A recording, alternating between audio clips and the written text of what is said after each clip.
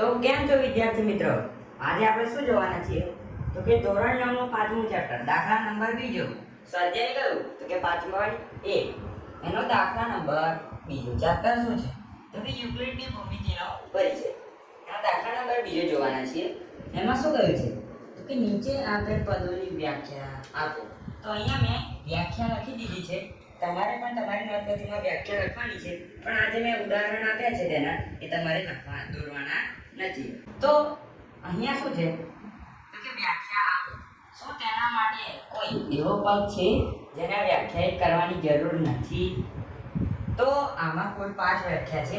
આપણે અહીંયા 3 લખી છે, બીજી 2 પણ આપણે આ વિડીયોમાં જોવાના છીએ. અને અહીંયા શું કહ્યું છે? તો કે શું તેના માટે કોઈ એવા પદ છે જેને વ્યાખ્યાયિત કરવાની જરૂર નથી? એવા પદ પણ છે. તો એ પણ આપણે લખીશું. પછી કહ્યું છે એ કયા છે?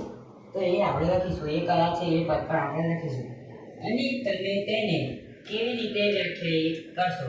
એટલે એ પદો કયા છે કે જે વ્યાખ્યાયિત થયા નથી એને આપણે વ્યાખ્યાયિત કરવાના છે. તો પહેલું શું છે? તો કે સમાંતર રેખાઓ. હવે જો સમાંતર રેખાઓ એટલે શું? તો કે આ બે સીધી રેખાઓ એટલે કે સમાંતર રેખાઓ. એની વ્યાખ્યા આપણે વાંચી. એક જ સમતલમાં આવેલી બે રેખાઓ એકબીજાને છેદતી ન હોય. અહીંયા તમે જોઈ શકો છો આ એકબીજાને છેદે છે પણ સમાંતર જ્યાં સુધી આપણે લંબાવી શકીએ ત્યાં સુધી લંબાવાય. એકબીજાને છેદતી ન હોય તેને સમાંતર રેખાઓ કહે છે. હવે જો આ જે છે એને સમાંતર રેખાઓ કહેવાય અને આ જે છે એને કહેવાય સમાંતર રેખાઓ. કેમ ના? તો કે આ જો આ સમાંતર રેખા ના કહેવાય. કેમ? તો કે આને આપણે આગળ લંબાવીશું તો આ એકબીજાને છેદશે. અને અહીંયા શું કહ્યું છે? તો કે બે રેખાઓ એવી જે એકબીજાને છેદતી ન હોય. તો આ બે રેખાઓ એવી છે કે જે એકબીજાને છેદતી નથી એને શું કહેવાય? તો કે સમાંતર રેખાઓ. અને આ જે એકબીજાને છેદે છે એટલે સમાંતર રેખાઓ કહેવાય નહીં. બીજી જોઈએ તો કે લંબ રેખાઓ. તો કે એકબીજાને કાટખૂણે છેદતી બે રેખાઓ ને લંબ રેખાઓ કહે છે. તો આ જો એકબીજાને કાટખૂણે છેદતી બે રેખાઓ. તો આ એક રેખા થઈ અને આ બીજી રેખા. એકબીજાને કાટખૂણે. કાટખૂણે એટલે શું? તો કે 90 અંશનો જે ખૂણો હોય એને શું કહેવાય? તો કે કાટખૂણો કહેવાય. તો એકબીજાને કાટખૂણે છેદતી. તો આ એક છે આ બે છે એ બંને અહીંયા છેદે છે. એકબીજાને છેદતી બે રેખાઓને લંબ રેખા કહે છે. એકબીજાને છેદતી 90 અંશના ખૂણાવાળી રેખાઓને લંબ રેખા કહે છે. તો આ વ્યાખ્યામાં તમને સમજણ પડી ગઈ હશે. હવે શું જોઈએ? તો કે ત્રીજી વ્યાખ્યા એ શું છે? તો કે રેખાખંડ. તો રેખાખંડની વ્યાખ્યા શું થાય? તો કે બે અંત્ય બિંદુ ધરાવતા રેખાના ભાગને રેખાખંડ કહે છે. તો કે બે અંત્ય બિંદુ ધરાવતા રેખાના ભાગને. તો આ જે એરો વાળો ભાગ છે એને શું કહેવાય? તો કે રેખાના ભાગ. અને અહીંયા શું કહ્યું છે? તો કે બે અંત્ય બિંદુ ધરાવતા રેખાના ભાગને. તો અહીંયા શું છે? તો કે આ એક બિંદુ અને આ બે બિંદુ.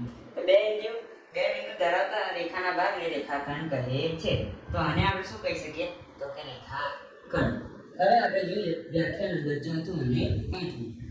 પછી આપણે શું જોઈશું? તો કે કોને વ્યાખ્યાયિત કરવાની જરૂરત નથી અને કોને વ્યાખ્યાયિત કરવાની જરૂરત છે. પણ એની વ્યાખ્યા આપણને ચોપડીમાં આપી નથી. આપણે તેની વ્યાખ્યા જાતે બનાવવાની છે. હવે જોઈએ આપણે વ્યાખ્યા નંબર 4 અને 5. તો હવે આપણે જોઈએ વ્યાખ્યા નંબર 4. વ્યાખ્યા નંબર 4 શું છે? તો કે વર્તુળની ત્રિજ્યા. હવે જો આમાં શું કહ્યું છે? તો કે વર્તુળના કેન્દ્ર અને પરિ. તો વર્તુળનું કેન્દ્ર શું? કે આ જે બિંદુ છે એને શું કહેવાય? તો કે વર્તુળનું કેન્દ્ર એટલે કે વચ્ચેનો ભાગ. અને પરિ પરના કોઈ પણ બિંદુ. હવે પરિ કોને કહેવાય? તો કે આ વર્તુળની જે પરિમિતિ આ જે બાઉન્ડ્રી છે એને શું કહેવાય? વર્તુળનું પરિ. પરના કોઈ પણ. તો અહીંયા આપણે કોઈ પણ શબ્દ કેમ વાપર્યો? કારણ કે વર્તુળનું પરિ આ પણ હોઈ શકે, આ પણ હોઈ શકે, આ પણ હોઈ શકે, આ પણ હોઈ શકે, આ પણ હોઈ શકે.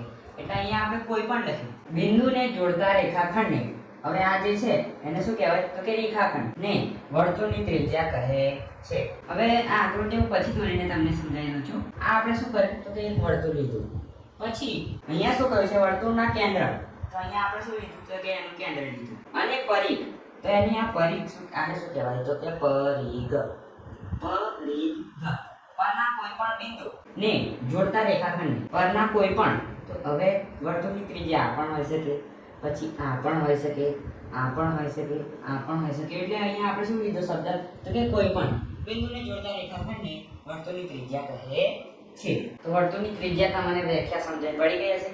આજે આપણે 5 વ્યાખ્યા ચલાવી એ તમારે તમારી નોટપોથીમાં એટલે કે તમારી નોટમાં તમારે લખી લેવાની છે, કારણ કે તમને પરીક્ષામાં કામ લાગશે. અને આ પણ આપણું શું છે તો કે સ્વાધ્યાય 5.1 છે.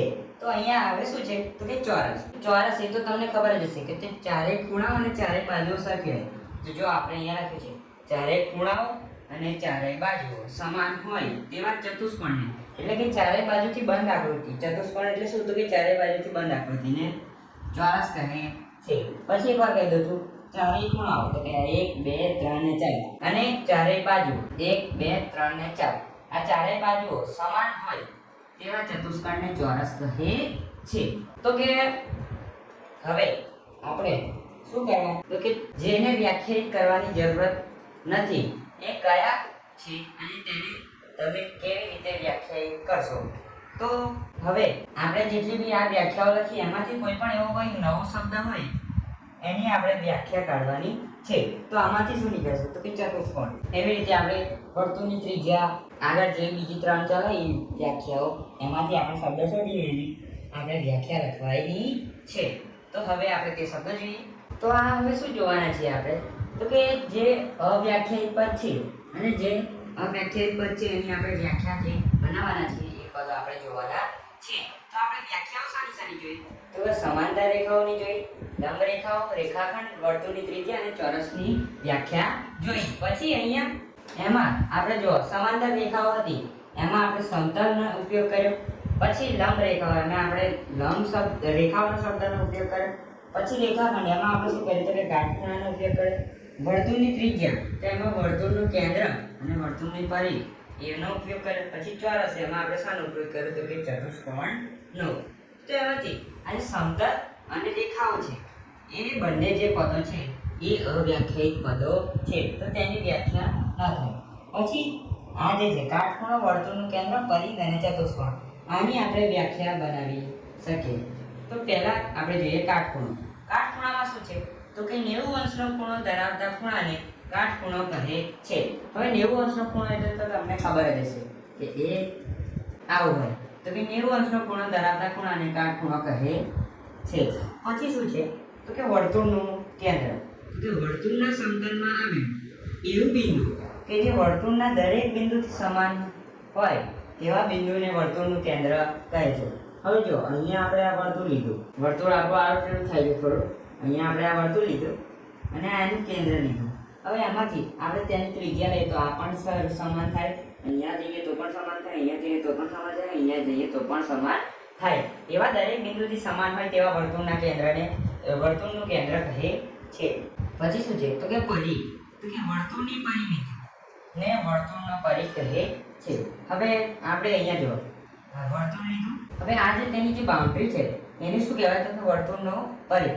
પણ આપણે તેને વ્યાખ્યાયિત કરવું હોય તો કેવી રીતે લખવાનું તો કે ચોરસની જેમ આપણે પરિમિતિ લઈએ એની રીતે અહીંયા આપણે લખવાનું વ્યાખ્યામાં વર્તુળની પરિમિતિને વર્તુળનો પરિઘ કહે છે. તો આ પણ તમને સમજણ પડી ગઈ છે. પછી આપણે શું જોવાનું છે તો કે ચતુષ્કોણ. તો કે એક જ સમતલમાં આવેલા 4 ખૂણા અને 4 બાજુઓ ધરાવતી બંધ આકૃતિને ચતુષ્કોણ કહે છે. કે પછી તમે પતંગ આકાર દોરો, ચોરસ દોરો, કોઈ પણ આકૃતિ દોરો તે બંધ હોવી જોઈએ, તેને શું કહેવાય તો કે ચતુષ્કોણ કહે છે. તો અહીંયા આપણે પહેલા નીચે આપણે પદોની વ્યાખ્યા પણ આપી દીધી છે. સમાંતર રેખાઓ, લંબ રેખાઓ, રેખાખંડ, વર્તુળની ત્રિજ્યા અને ચોરસની રેખાઓ વ્યાખ્યા આપણે આપી દીધી છે. શું તેના માટે કોઈ એવા પદ છે જેને વ્યાખ્યાયિત કરવાની જરૂર નથી તો કે હા. તો એવા કયા પદ છે તો કે સમતલ અને રેખાઓ એવા બે પદ છે જેને વ્યાખ્યાયિત કરવાની જરૂર નથી. એ કયા છે અને તમે તેને કેવી રીતે વ્યાખ્યાયિત કરશો તો કે એ કયા છે તો કે કાટખૂણો, વર્તુળનું કેન્દ્ર, પરિઘ અને ચતુષ્કોણ. અને તમે તેને કેવી રીતે વ્યાખ્યાયિત કરશો તો આપણે અહીંયા વ્યાખ્યાયિત કર્યા છે. કાટખૂણાને 90 અંશનો ખૂણો ધરાવતા ખૂણાને કાટખૂણો કહે છે. પછી વર્તુળનું કેન્દ્ર તો કે વર્તુળના સમતલમાં આવેલું બિંદુ, એવું બિંદુ કે જે વર્તુળના દરેક બિંદુથી સમાન હોય તેવા બિંદુને વર્તુળનું કેન્દ્ર કહે છે. પછી પરિઘ તો કે વર્તુળની પરિમિતિને વર્તુળનો પરિઘ કહે છે. પછી ચોથું છે ચતુષ્કોણ. એક જ સમતલમાં આવેલા 4 ખૂણા અને 4 બાજુઓને ધરાવતી બંધ આકૃતિને, આ બંધ આકૃતિના ઉદાહરણ છે ચતુષ્કોણ કહે છે. તો અહીંયા આપણો જે સ્વાધ્યાય 5.1 નો પ્રશ્ન નંબર 2 છે એ અહીંયા પૂરો થાય છે. મળે છે આગળની વિડીયોમાં. ત્યાં સુધી જય હિન્દ.